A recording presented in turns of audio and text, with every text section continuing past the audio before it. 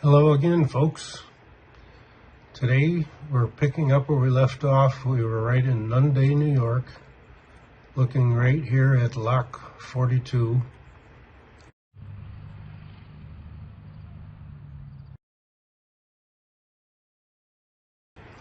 We're going to proceed through the village.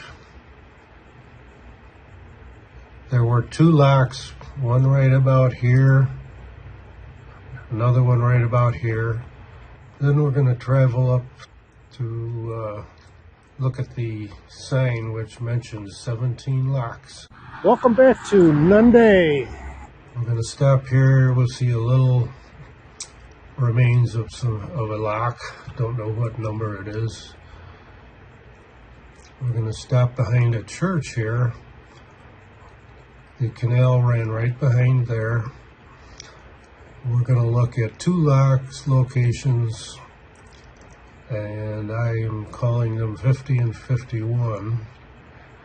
Then we're going to drive up to one more stop where there is kind of a park here, and the first well-kept lock, 54.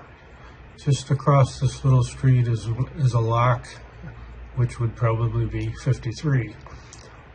So we're going to proceed and check out lock 54. So come along. We're going to continue this exploration of the Genesee Valley Canal. We left off here in Nunda at lock 42. We're going to encounter some very exciting structures. Stick with me. I'm sure you're going to enjoy it. I'm excited to see what's going on as the canal climbed approximately 200 feet in elevation with 17 lots. So let's proceed through town.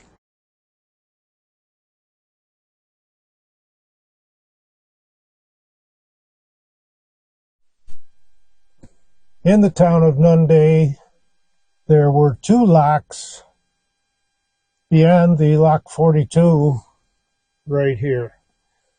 We're going to drive through the side streets and just pinpoint the locations where these other two locks existed. Of course, they're all long gone and leveled out, maybe buildings built on top of them. Let's proceed on from here. We are just west of the main street in Nunda. I do believe the canal came right up through here. And this was probably the location of what would be lock 43. Okay, I believe the canal came right up through here. And I was told that this building was built right on top of where lock 44 would be. Now the canal is going to continue in this westerly direction, so we're going to go up that way and see what we can find. Just wanted to stop here in Nunda, take a look at this beautiful old building and the great looking signs on the front. Looks like GMC trucks, and then there's the Pontiac sign.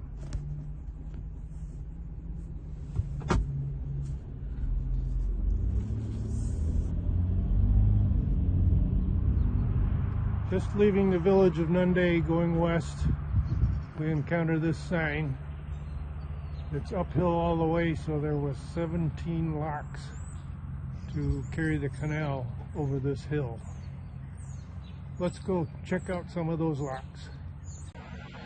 We have the rough stone remains here of the first lock. And there's some nice square cut stone right up here.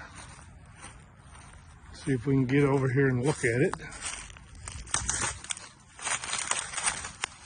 Oh yeah.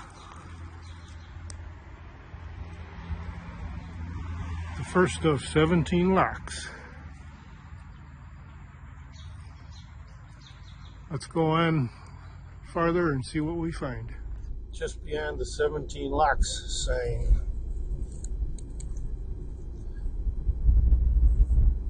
To our right is the route that the canal followed, close to this road, which probably was a dirt trail at the time. There was locks along here. They're all completely covered, disassembled. It's become private property. There may be a few stone remains back in there. I see what looks like a canal prism, but we can't go back in there on private property to see what exists. I see a little stone back in here. Yeah, right back in there, there's a little bit of stone. Don't know if we could get to that, but we're entering the area called Oakland. See, it's still all private residence along here.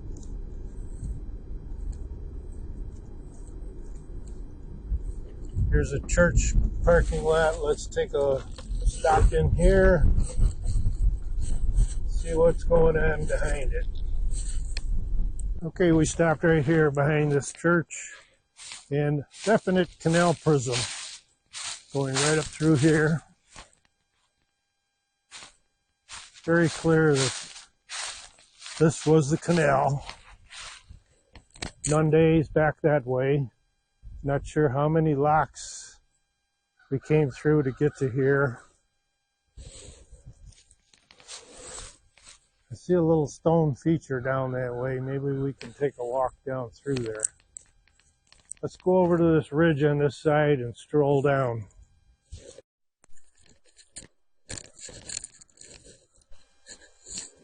Okay, folks, we definitely come upon the remains of a lock.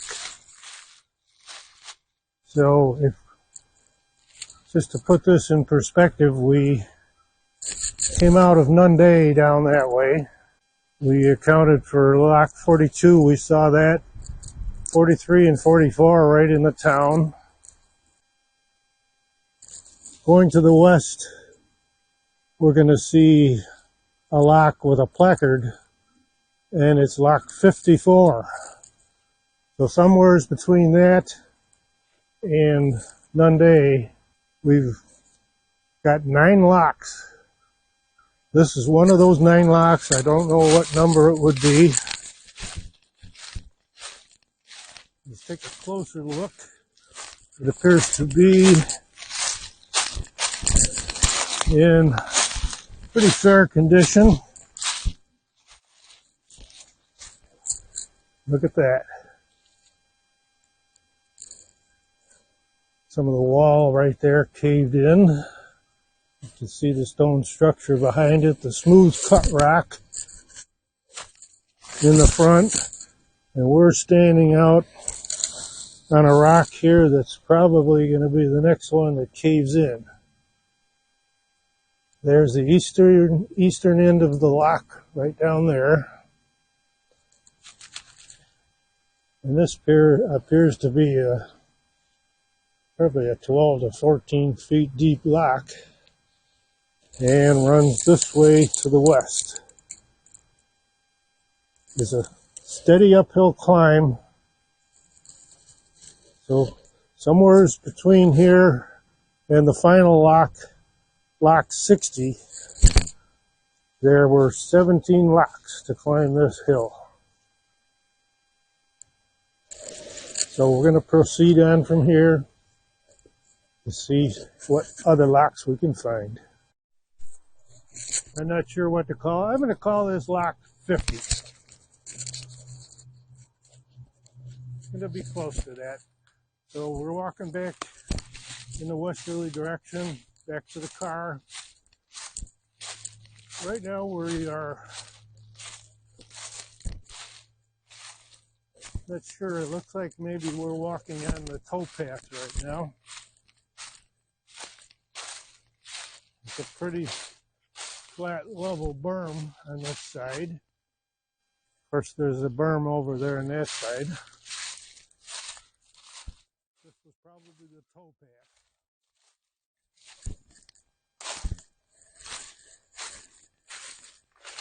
still heading in the westerly direction.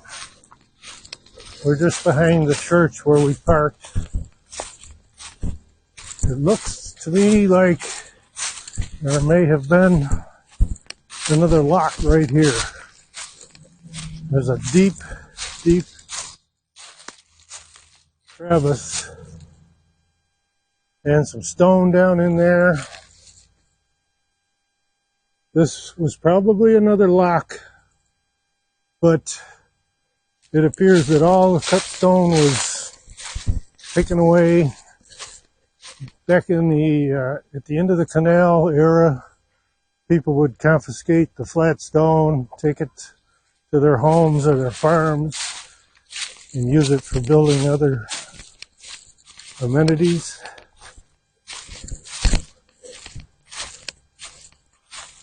So there's a lot of stone down in there. Let's call this Lock 51.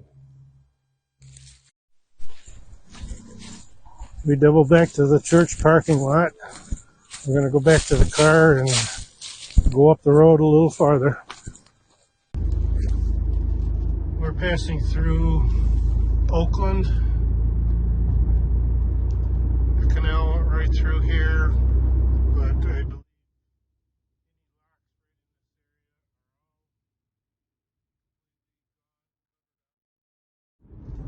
as soon as we get outside of this little town, I think we're gonna find some nice locks to look at.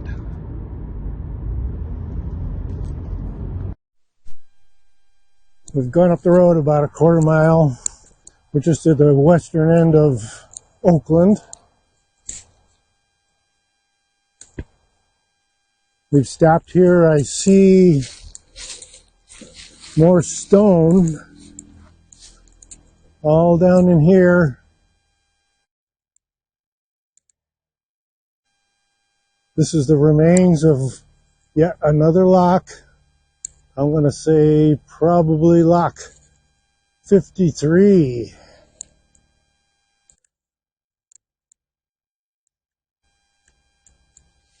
Looks like the western end of the lock. The rest of it down there is pretty much destroyed.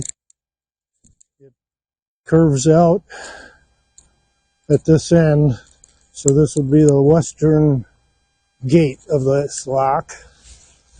So if we go across the street, you can see that the canal progressed right through here.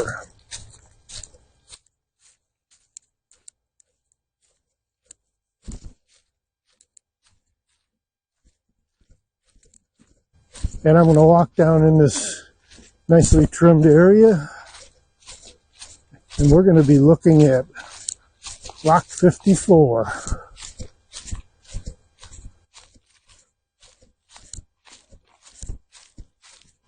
And this end of the lock is in nice condition.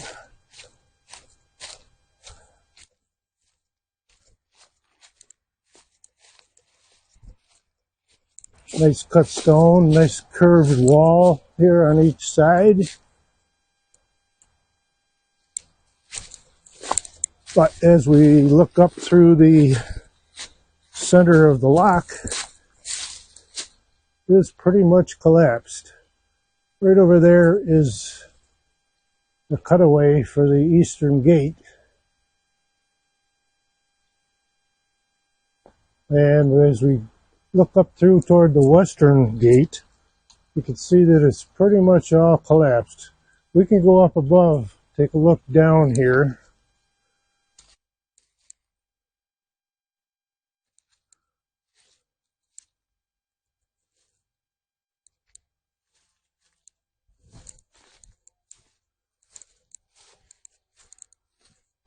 And there's an information board just up above, so we'll go have a look at that.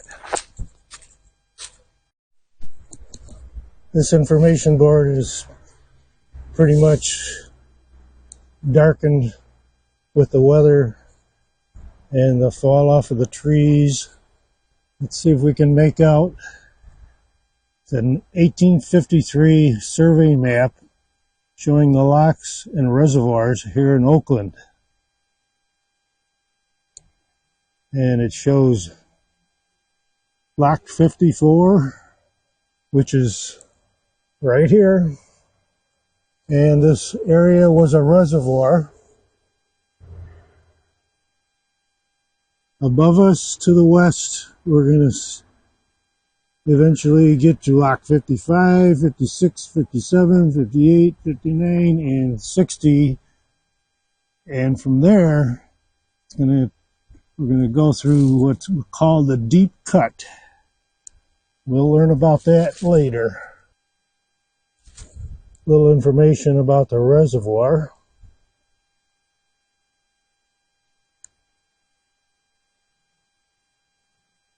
Let's go over and look down at Lock 54 from the top.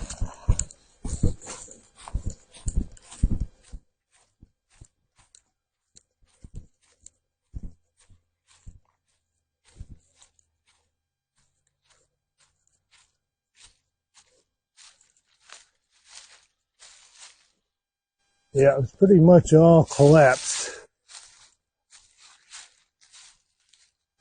Down in there was the eastern end where we were standing.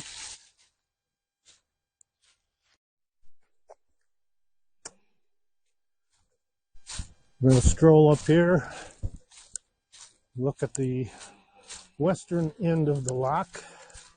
Again, it's pretty much all collapsed.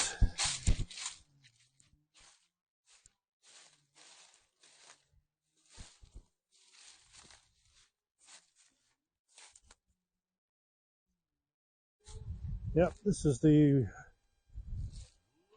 upper end, the western end of the lock. Collapsed and fallen in. It looks like a lot of the nice cut stone had been taken away, so the foundation stone underneath just deteriorates very fast. And the canal continues to the west in that direction. But that's it for today, folks. We'll pick up here the next time. See if we can find Lock 55